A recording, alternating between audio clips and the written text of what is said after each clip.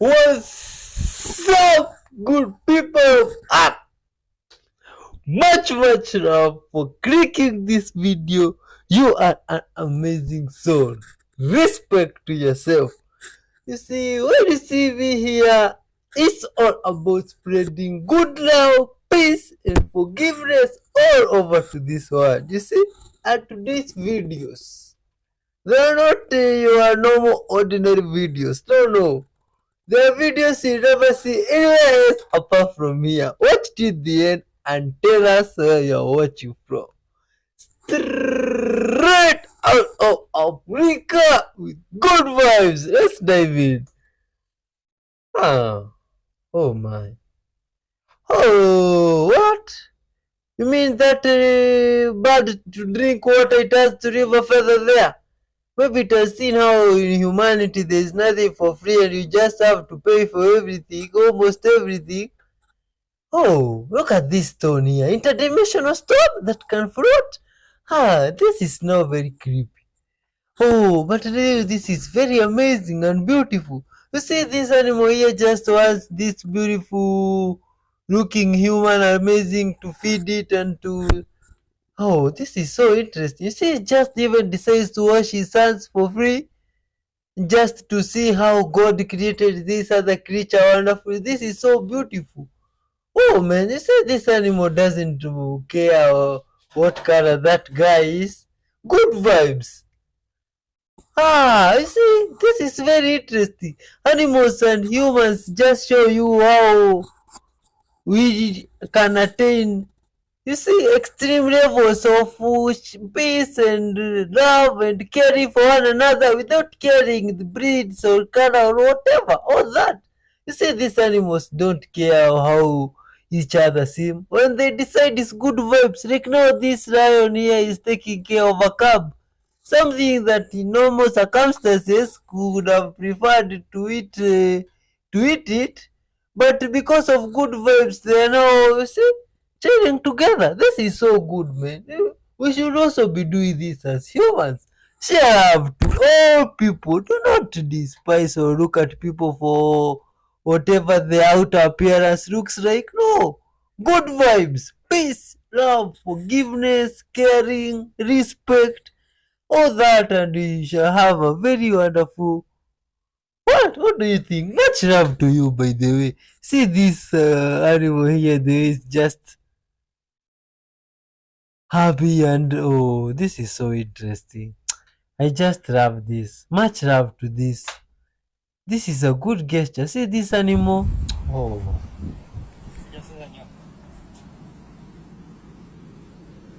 Vamos a llamar. Buenas. Hola. Bueno, deben de estar durmiendo, la verdad, entonces. Mejor me voy.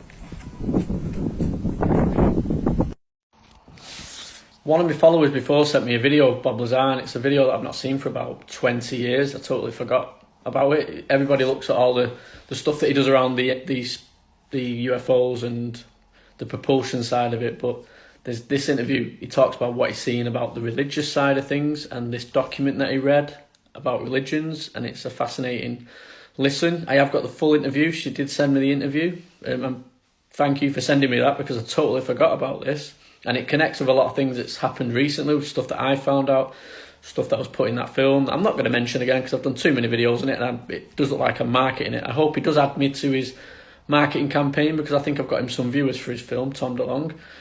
But yeah, take a look at this video. It's very interesting. And if you want the full one, just comment and I'll upload the full one within 20 minutes for you. No problem.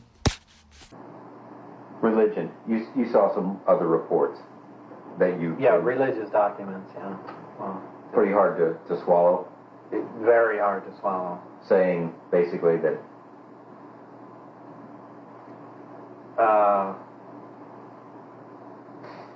that we're a product of genetic engineering from someone. Yeah. How can you just swallow that whole? Well, how can you swallow any of this stuff? Well, it's easy to swallow things you can put your hands on and touch and then work with. It's no problem. But when you get into a lot of spiritual stuff and religion, and you were brought here, and we were made by progressive corrections and evolution and that sort of thing, and where it shoots down a lot of the established religions, Catholicism, and everything. said, you know, essentially it's a tough thing to accept, and you know, why, without, you know, hardcore proof, why even bring it up? I guess the question more should deal with that you actually read a report that said this stuff.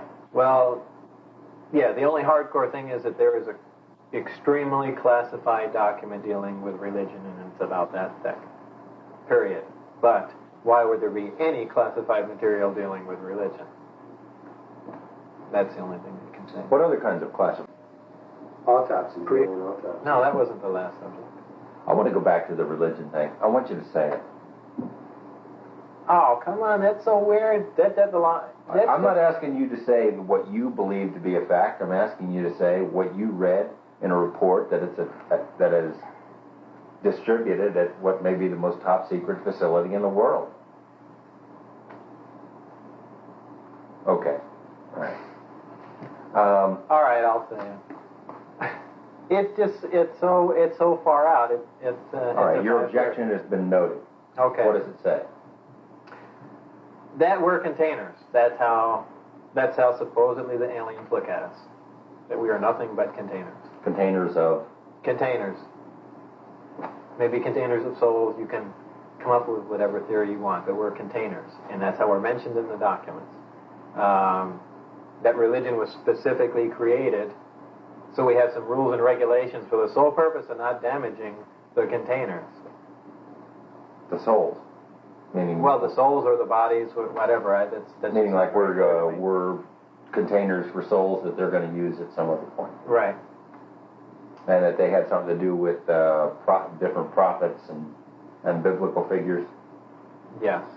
Like what? Well, that supposedly Jesus and two other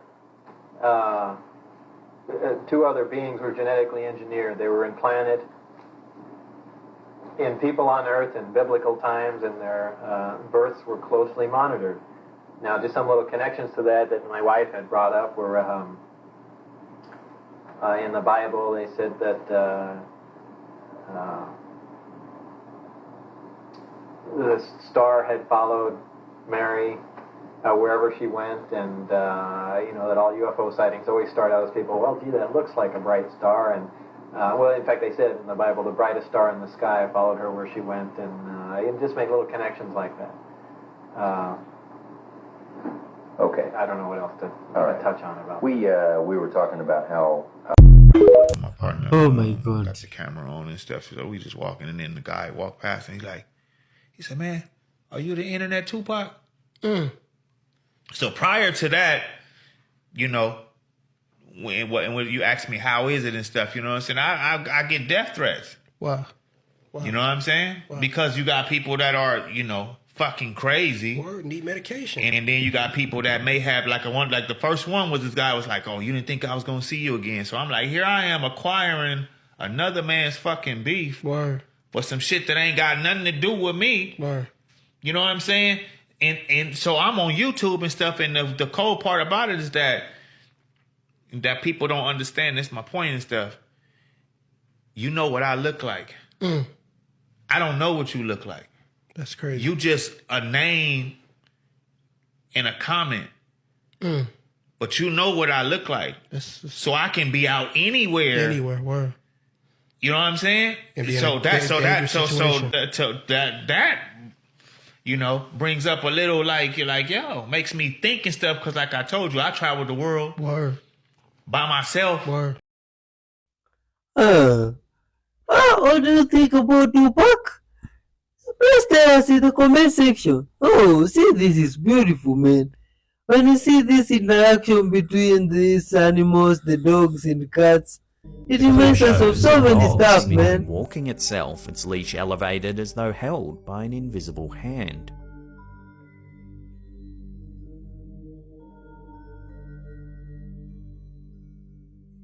The video has sparked various theories among the online community. Some suggest a poignant backstory referencing stories of a deceased owner who continues his routine of walking his dog through the back alleyways. However, others believe it might be a more practical setup, with the leash possibly attached to a cable, allowing the dog the freedom to roam while remaining secured. The enigmatic clip continues to draw views and debates as people try to piece together the truth behind this canine mystery.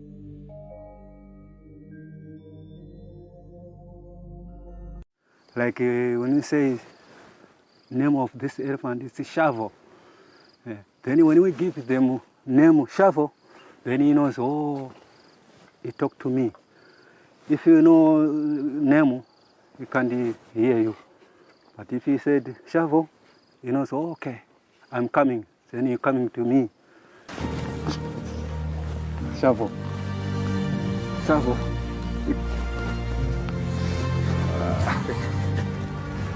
Okay, Shavo. I think he really loves you. Hey. All right, all right. Ah, Shavo. Oh, that is very beautiful. It's very beautiful.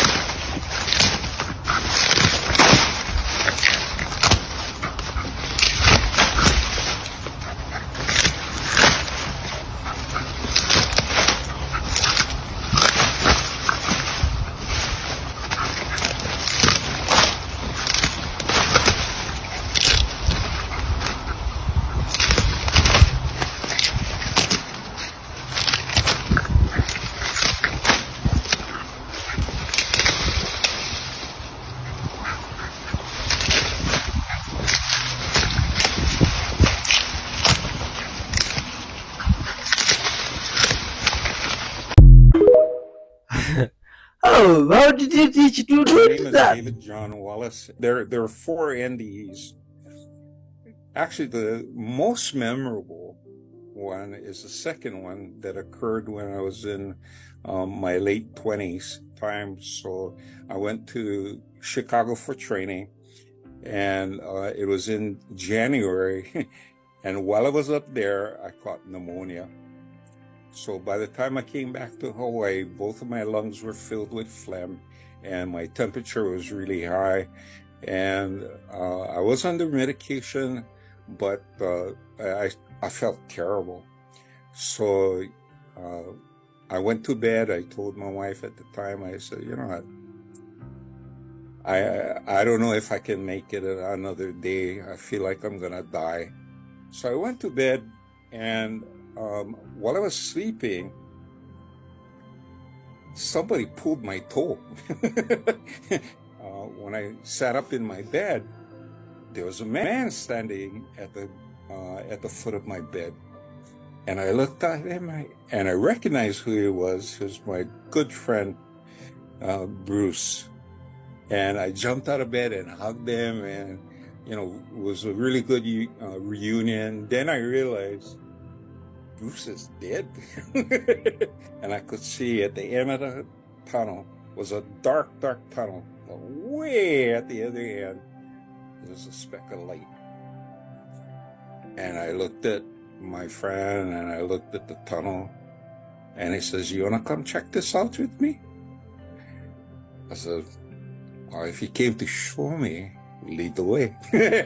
So he walked inside the tunnel, and I followed him, and we started walking, and he was my dear friend. He passed away. He had several children that he left behind. I knew his wife very well. And so while we were walking through the tunnel, he was kind of like asking me questions about his family. So I was answering him the best that I could. Every step that we took, the tunnel got brighter and brighter and brighter until we reached the end. At the end of the tunnel, there was a membrane. And this membrane reminds me of, the embryonic sac that we're born in. It's kind of like clear but clouded, but you can see it partially through. It looked like the embryonic sac, and so it covered the end of the tunnel, and there's some membrane. And as I looked through the membrane, I could see another world. There's grass, there's trees, there's plants, and the sky was just blue. The clouds were white, unbelievable. The colors were just clear and crisp. And when we finally reached there and started looking at the landscape, I saw people coming over towards the membrane, and a long line of people, actually a mass of people, not a line. They were coming over a hill and coming towards the membrane.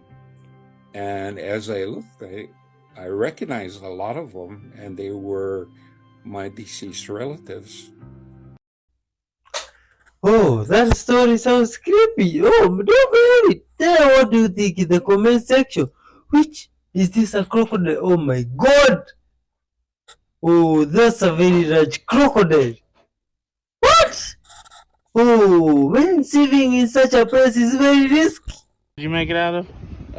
Microwave and welder. Alright, pick that up. Oh my god.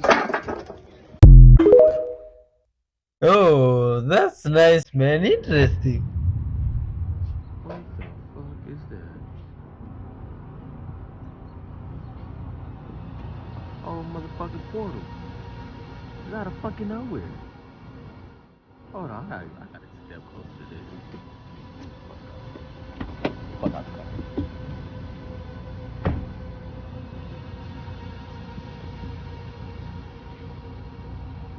Cause what the fuck is this? All these little lights and shit. Look real cute.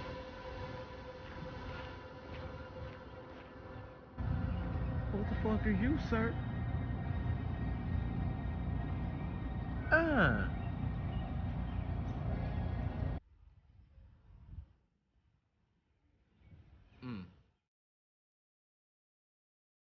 Crazy work.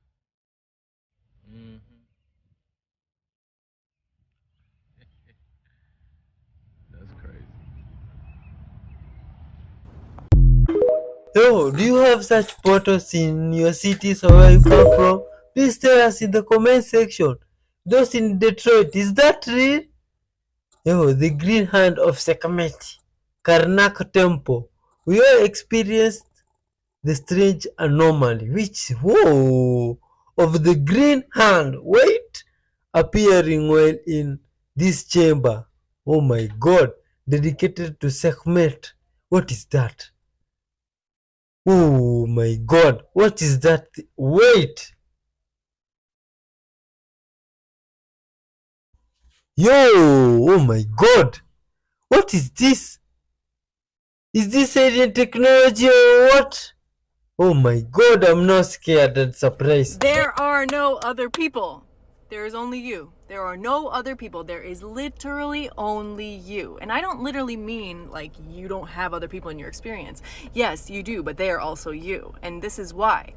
Every single thing that you say, oh, that's that person, but it's not me. Oh, that's that person, but it's not me. That's you creating the illusion that those things are outside of yourself. Guess why you notice them in other people? Because they're within you.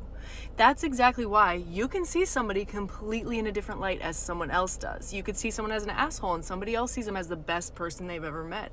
Guess why?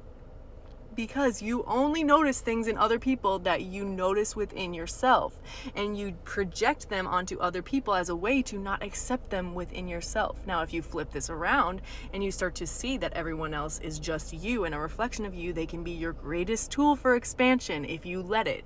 If you can look at somebody and accept and love the parts of them that you're judging as not you, you dissolve the illusion of separation, and all of a sudden you're one.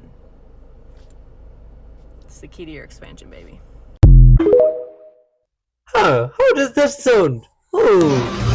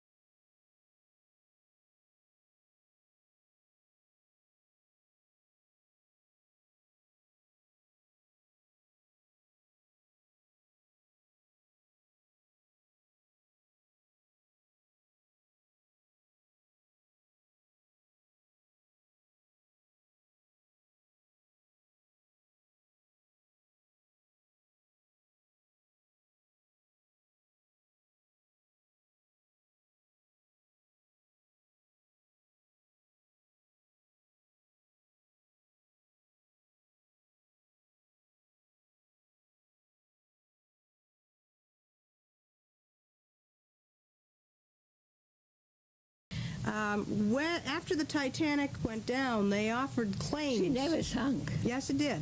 It's gone. It sank right to the bottom of the ocean.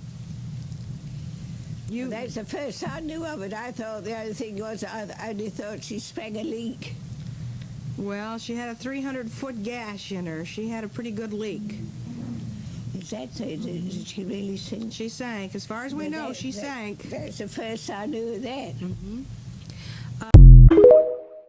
Oh, do you mean it never sank? I'll tell you this zebra story. This tells you everything you need to know about human beings. Okay, so zebras have stripes, and people say, well, that's for camouflage.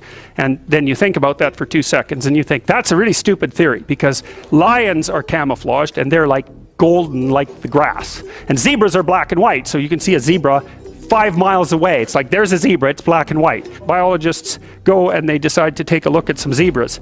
And so they're looking at a zebra on the herd, because there's no zebra. There's not a zebra, there's zebras. Looking at the zebras, trying to study a zebra, and you look at the zebra and you make some notes and you look up and you think, oh Christ, which zebra was I looking at? The camouflage is against the herd. So then you think, well, we better identify a zebra so we can see what he's up to. You drive up to the zebras and you paint their haunch red a little bit, put a nice red dot on their haunch, or maybe clip their ear with a cattle clip. So what do you think happens to the zebra? The lions kill it. Lions, they're smart, but they have to identify a zebra before they can organize their hunt. They can't just hunt the whole herd, but if they're small and just born, or if they're limping, or there's something that identifies them, then the lions can pick them out. And then they do pick them out. And so the rule for human beings is, keep your damn stripes on so the lions don't get you. Oh, that's an interesting rule, man.